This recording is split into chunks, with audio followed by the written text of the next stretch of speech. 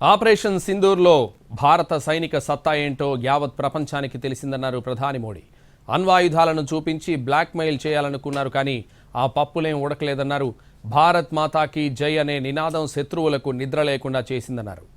Operation Sindoor సాధారణమైన సైనిక విన్యాసం కాదన్న మోడీ, ఇది భారతదేశ నీతి నియమం నిర్ణయానికి నిదర్శనమని కొనియాడారు.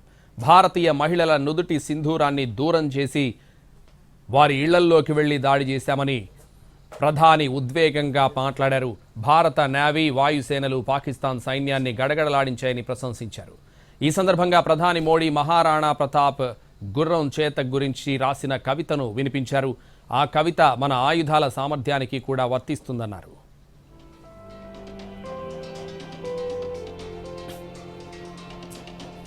ప్రధాని నరేంద్ర మోడీ పంజాబ్లోని అదంపూర్ ఎయిర్ బేస్ను సందర్శించారు. అక్కడ ఉన్న సైనికులతో మాట్లాడారు.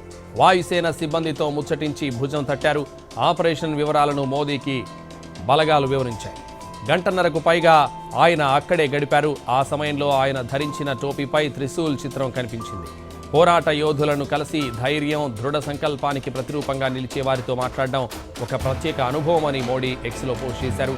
మన దేశ రక్షణ కోసం బలగాలు చేసే ప్రతి చర్యకు ప్రజలందరూ ఎప్పటికీ కృతజ్ఞతతో ఉంటారని రాసుకొచ్చారు.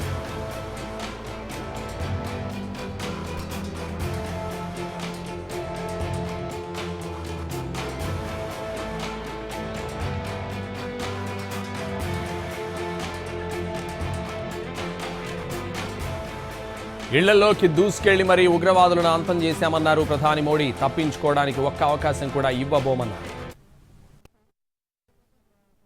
घर में घुसकर मारेंगे और बचने का एक मौका तक नहीं देंगे।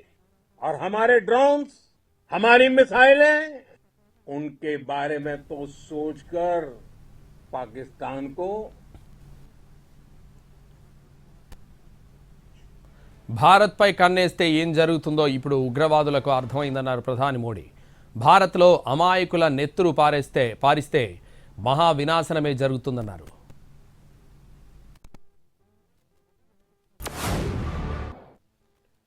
आतंक के आकाओं को अब समझ आ गया है। भारत की ओर नजर उठाने का एक ही अंजाम होगा, तबाही। भारत में निर्दोष लोगों का खून बहाने का एक ही अंजाम होगा, विनाश और महाविनाश।